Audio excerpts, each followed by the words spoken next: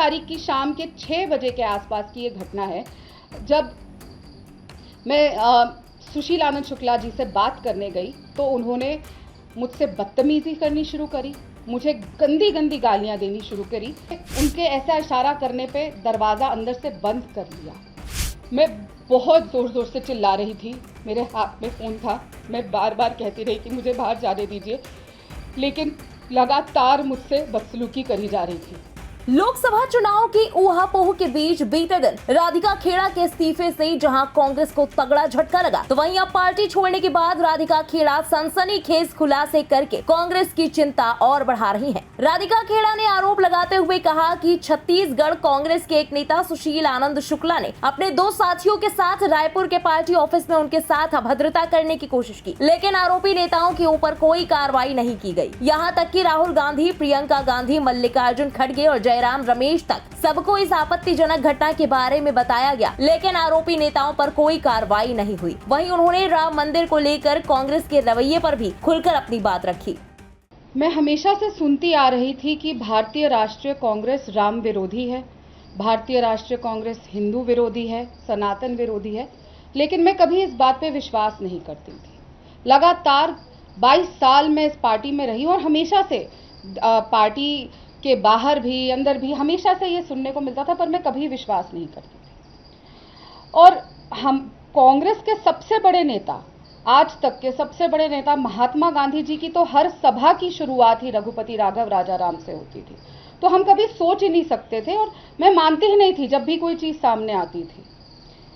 लेकिन मेरी आंखों से पर्दा उस दिन हटा, सच्चाई मेरी आंखों के सामने उस दिन आई जब मैं स्वयं रामलला के दर्शन करने गई। कुछ समय पहले मेरी नानी की मृत्यु हो गई और वो बहुत बड़ी राम भक्त थी। जब रामलला को टेंट में रखने का काम कांग्रेस ने किया था, उस समय वो दर्शन करके आई थी और उनकी आखिरी इच्छा थी कि वो राम जी के दर्शन करके आए। इसीलिए मेरी माँ ने बार बार कहा कि वो राम जी के दर्शन करके आना चाहती हैं, तो मैं उनको वहाँ लेकर गई, अयोध्या लेकर गई। अयोध्या में जाके हमने रामलला के दर्शन करे और बहुत, जब वहाँ से मैं वापस आई तो तन मन और हर तरीके से मैं राममय हो चुकी थी और इतना ज़्यादा एक अलग ऊर्जा मेरे अंदर आई। और मैं वापस आके सबसे पहला काम जो मेरे दिल से अंदर से आया, मैंने अपने घर के बाहर आके जय श्री राम का एक ध्वज लगा दिया। बस वो ध्वज लगाने की देरी थी कि आग लग गई। और उसी समय से हमारी पार्टी, मतलब जिस पार्टी में मैं पहले थी, कांग्रेस पार्टी ने मेरे से नफरत करनी शुरू कर दी। और वो तुरंत जब मैंने फोटो डाली, वीडियो डाले, तो मेरे को लगातार डांट सुननी पड़ी और लगातार बोला गया कि इसको आपने क्यों किया, क्यों तुम राम मंदिर होके आई जब चुनाव सर पे है, क्यों हर बार ये डाली। और मुझे लगातार कहा जाता था कि तुम बहुत हिंदू धर्म के लिए बोलती हो, और कई बार मुझे रोक दिया जाता था डिबेट्स पे कि नहीं, तुम बहुत ज़्यादा हिंदू धर्म के लिए बोलती हो। क्या अपने धर्म का स्टैंड लेना गलत है? मैं तब समझ नहीं पाती थी। लेकिन जब मुझे डिबेट्स पे जाने से रोका गया, कम कर दी गई और टास्क जो दिए जाते थे वो कम कर दिए गए और लगातार हर मोड़ पे अपमानित करना शुरू कर दिया गया, तब मुझे समझ आने लगा कि क्या शायद कुछ गड़बड़ है। लेकिन मैं तब भी नहीं समझ पाई थी कि एक षड्यंत्र मेरे खिलाफ रचा जा रहा था, मेरे कैरेक्टर को लेकर और भी चीज़ों की एक षड्यंत्र रच के मुझे ऐसे अपमानित किया जाएगा। मैं छत्तीसगढ़ के चुनाव की मीडिया की प्रभारी बनी और ये मेरा तीसरा बार था। 2 विधानसभा चुनाव भी मैं बतौर मीडिया प्रभारी वहाँ काम कर चुकी हूँ और इस बार लोकसभा चुनाव पे मेरी जिम्मेदारी थी। तो ये दर्शन के बाद कुछ समय बाद जब मैं छत्तीसगढ़ गई तो लगातार मुझे अपमानित किया जा रहा था। और यहीं से बात शुरू नहीं होती। जब राहुल गांधी जी की भारत जोड़ो न्याय यात्रा चल रही थी, तो वहाँ के जो मीडिया चेयरमैन थे छत्तीसगढ़ के, सुशील आनंद शुक्ला, उनका मैं नाम सुशील तो अब कहना शोभा नहीं देता, दुशील ही कहेंगे उन्हें, तब भी उन्होंने राहुल गांधी जी की यात्रा के दौरान मुझे शराब ऑफर करी। उनके साथ एक और उनके साथी थे, धनंजय ठाकुर, और यहाँ से कांग्रेस के 2 लड़कियां जो काम करती थी मीडिया डिपार्टमेंट में, वो मेरे साथ थी। और उनके सामने ही हुआ कि लगातार मुझे रात को कमरे में, जब हम कोरबा में थे, जब हम वहाँ पे यात्रा में वेट कर रहे थे रात को, तो मुझे लगातार फ़ोन करके सामने भी आके कि आपको कौन सी शराब चाहिए, हम आपके कमरे में शराब पहुँचाने का काम करेंगे। और शराब पी के 5 से 6 के प्रवक्ताओं के साथ मीडिया चेयरमैन आके मेरे कमरे पे भी खटखटाते थे। ये बात मैंने सचिन पायलट जी को भी तब कही थी, वहाँ के प्रदेश अध्यक्ष को भी, दीपक बैद जी को भी कही थी, और दिल्ली में भी जयराम रमेश जी से लेकर पवन खेड़ा जी सब तक मैंने ये बात बताई थी कि इस तरीके से भारत जोड़ो यात्रा के समय मेरे साथ किया गया। लेकिन तब भी कुछ नहीं हुआ, मेरा तब भी ध्यान नहीं गया कि ये सब इसीलिए मुझे इग्नोर किया जा रहा है, ये मेरी बात को नहीं सुना जा रहा है, क्योंकि मैं पार्टी की जो विचारधारा है, जो हिंदू विरोधी विचारधारा है, राम विरोधी विचारधारा है, उसके साथ मैच नहीं कर पा रही हूं। तो इसलिए इस तरीके से मेरे साथ बदसलूकी करी जाएगी और कोई भी नेता कुछ नहीं बोलेगा। और हद तब पार हो गई जब 30 तारीख को छत्तीसगढ़ कांग्रेस के मुख्यालय में रायपुर में किसी भी नेता के लिए, किसी भी पॉलिटिशियन के लिए, जो हमारी पार्टी का मुख्यालय होता है वो मंदिर के समान होता है, और हम सबसे सेफ अगर कहीं होते हैं तो वो उस मुख्यालय में होते हैं। लेकिन 30 तारीख की शाम के 6 बजे के आसपास की ये घटना है, जब मैं सुशील आनंद शुक्ला जी से बात करने गई तो उन्होंने मुझसे बदतमीजी करनी शुरू करी, मुझे गंदी गंदी गालियां देनी शुरू करी, और ऐसी ऐसी गालियां जिनका मैंने सोचा भी नहीं था कि ऐसे कोई शब्द भी हो सकते हैं दुनिया में। और लगातार गंदी गंदी चीज़ें बोलने लग गए और चिल्लाने लग गए। तब मैं चिल्लाई, बहुत चिल्लाई, वहाँ पे बाहर लोग बैठे हुए थे, और मैंने चिल्ला के ये भी कहा कि जाके नीचे से प्रदेश के महामंत्री को बुला के लाइए और लोगों को बुला के लाइए, लेकिन कोई नहीं हिला। फिर वो जब मैंने अपना फ़ोन बाहर निकाला कि मैं आपको रिकॉर्ड कर रही हूँ, ऐसे हाथ में फ़ोन पकड़ा, तो सुशील आनंद शुक्ला ने इशारा किया और उस कमरे में 2 और लोग थे, 2 और प्रवक्ता थे, जिन्होंने उनके ऐसा इशारा करने पे दरवाजा अंदर से बंद कर लिया, कुंडी बंद कर ली गई।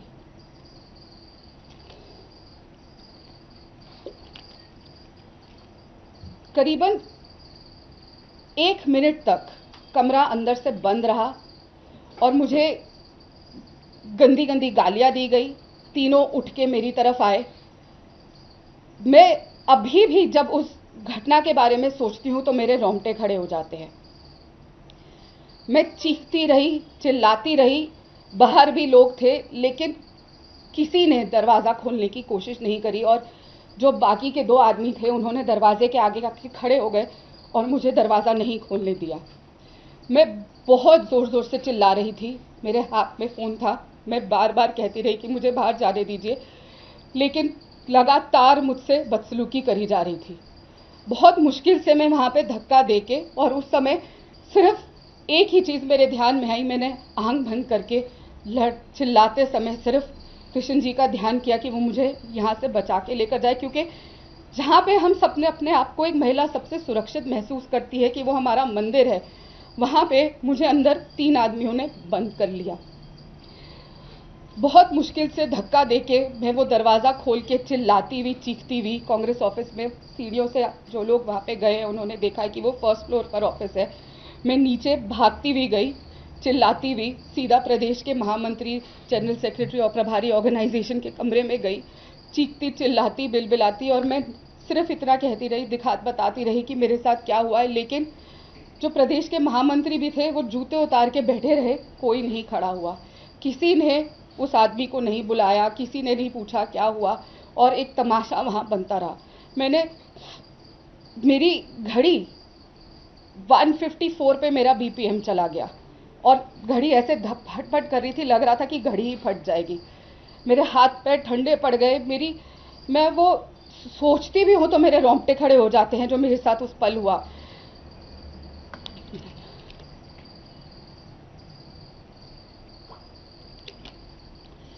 मैंने उसके बाद पानी पी के थोड़ा शांत होके सचिन पायलट जी को सबसे पहला कॉल किया, पर हमेशा की तरह सचिन पायलट जी के पास समय नहीं होता।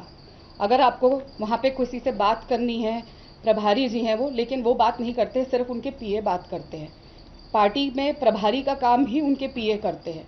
उनके पीए ने फ़ोन उठाया और उन्होंने कहा कि हम गाड़ी में हैं, हम सरगुजा जा रहे हैं, और मेरी उनसे 1 मिनट बात हुई और मैंने उनको पूरा के पूरा घटनाक्रम से अवगत कराया, और उन्होंने कहा कि 1 मिनट रुकिए। उन्होंने वहाँ पे बात करी और मुझे कहा आप चुप रहिएगा, चुनाव का समय है, बिल्कुल चुप रहिएगा, कुछ मत करना, और उन्होंने फ़ोन रख दिया।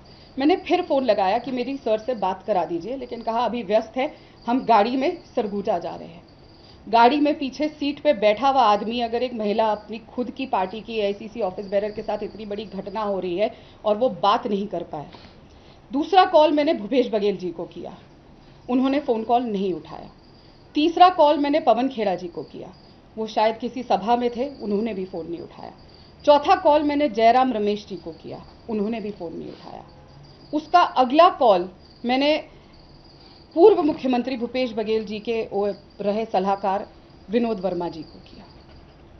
उनसे मेरी बात हुई। एक जो वीडियो मेरा रोता हुआ किसी ने बना के डाल दिया था, मैं बहुत शुक्रगुजार हूँ जिस भी इंसान ने वो वीडियो बना के डाला। लोगों को मेरी हालत और दुर्दशा तो पता चली कि मेरी क्या हालत हो रही थी, वरना कभी मेरी बात बाहर नहीं आ पाती। तो मैं उनसे बात कर रही थी और मैं उनको ये बता रही थी कि क्या बीता, और उधर से भी मुझे सामने ये बोला गया कि तुम कोऑर्डिनेट करके नहीं चलती।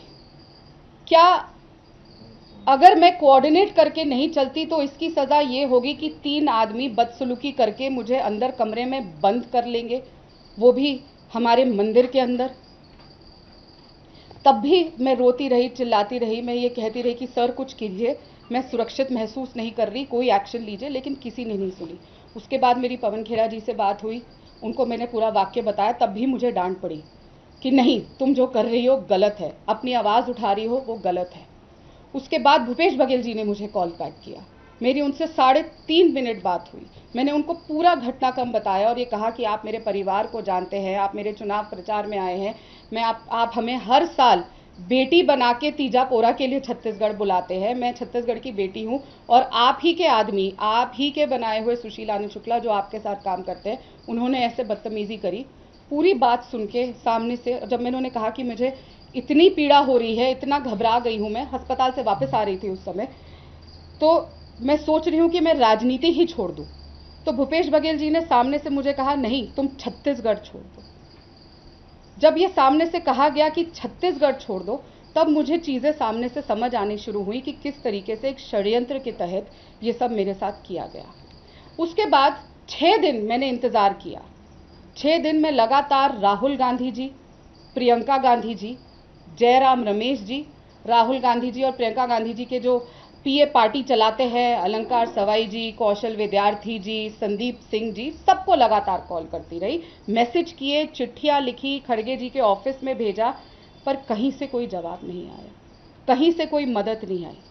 जयराम रमेश जी को भी मैंने रात को 1:30 बजे पूरी चीज़ लिख के भेजी, उन्होंने सुबह 7 बजे वो मैसेज पढ़ लिया, लेकिन उन्होंने एक फ़ोन कॉल नहीं किया, एक बार मुझसे बात नहीं करी। और मैं अपनी मर्जी से तो छत्तीसगढ़ गई नहीं थी, मुझे पार्टी ने वहाँ पे बकायदा तीसरी बार भेजा था, तो मैं पार्टी की जिम्मेदारी थी, एक एआईसीसी की ऑफिस बेरर हूँ और मुझे वहाँ भेजा गया था, लेकिन किसी ने कोई रिएक्शन नहीं दिया। दोपहर जब मैंने ट्वीट करना शुरू किया और न्याय की गुहार मांगी, तब एक फ़ोन कॉल जयराम रमेश जी का आया। मैं उस वक्त डॉक्टर पे थी, मैं नहीं उठा पाई, और तुरंत 15 मिनट बाद मैंने कॉल बैक किया, तो उसके बाद फिर उन्होंने नहीं उठाया। जैसे होता है कि बस हाँ फ़ोन कर दिया, नहीं उठाया तो हमने एक रजिस्टर कर दिया कि कॉल है, लेकिन किसी ने नहीं सुनी। मैं लगातार शिकायत करती रही। मैंने अलंकार जी को, जब उनका एक रिप्लाई आया, उन्होंने कहा कि आपने जयराम जी से ये बात कही है, मैंने कहा बिल्कुल कही है, पूरी घटनाक्रम फिर बताई कि किस तरीके से मेरे बारे में गलत बातें मीडिया में कही जा रही हैं, तब भी कुछ नहीं हुआ। मैं हमेशा सोचती थी जब ये घटना प्रियंका चतुर्वेदी जी के साथ घटी थी ऐसी ही तरीके से, तो शायद पार्टी ने साथ दिया होगा, वो ऐसी ही चली गई। और मैंने बहुत प्रखरता से ये बातें रखी थी और बहुत सामने आके कि नहीं, पार्टी ने उन्हें बहुत कुछ दिया, फिर भी वो चली गई। उसके बाद यही चीज़ हमने अर्चना गौतम, जो एक दलित लड़की है और सिर्फ प्रियंका गांधी जी का नाम ले लेके, चाहे वो जब बिग बॉस में थी, जब चुनाव लड़ रही थी, सिर्फ प्रियंका गांधी जी का राग बलापती थी, लेकिन उसके साथ भी ऐसा ही हुआ।